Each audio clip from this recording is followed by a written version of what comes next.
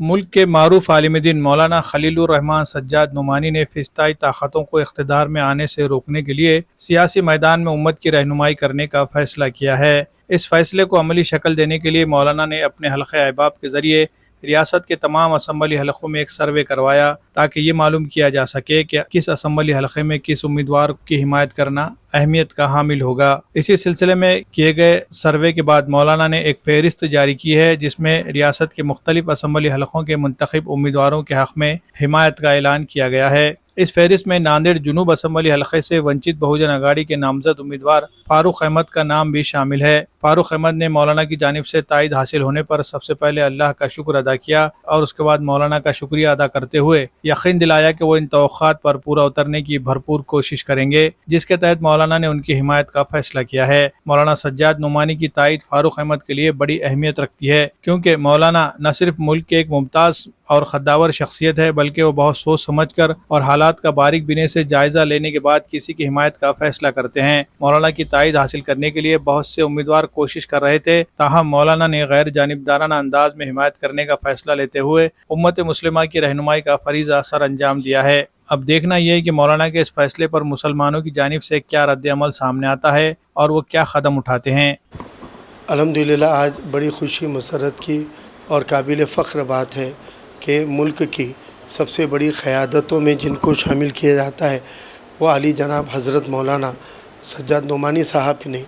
آج مہاراشٹرا میں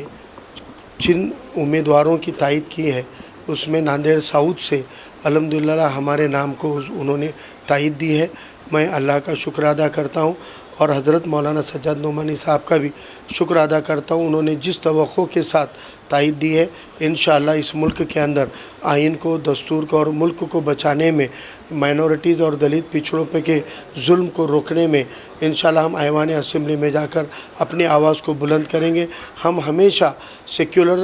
سیکولرزم اور سنویدھان کو بچانے کی راجنیتی کریں گے اور فرقہ پرستوں کے خلاف طاقت سے لڑیں گے۔ مجھے اس بات کی بڑی خوشی ہوئی ہے کہ ملک کے اندر دو وچار پرواہ ہیں، ایک امبیڈکر وادی وچار پرواہ ہے جو اس ملک کو اور اس ملک کے آئین کو، جمہوریت کو بچانے کا کام کرتا ہے اور الحمدللہ اس کی قیادت علی جناب پرکاش امبیڈکر صاحب کرتے ہیں۔ ایک ہماری اقلیتی طبقات کی، ہماری دینی نقطہ نظر سے بھی اور دنیا نقطہ نظر سے بھی ہماری بلند قیادت حضرت مولانا سجاد نعمانی صاحب ہے۔ یہ دو قیادتیں ایک ندی کے دو الگ سمت کی طرح ہیں، لیکن ہم اللہ کی ذات سے دعا کرتے ہیں، امید کرتے ہیں اور دعا کرتے ہیں کہ یہ دونوں سمتوں کو ایک جگہ لائے، ایک ڈائریکشن میں لا لیں اور یہ دونوں کا آج علی جناب پرکاش امبیڈکر صاحب کی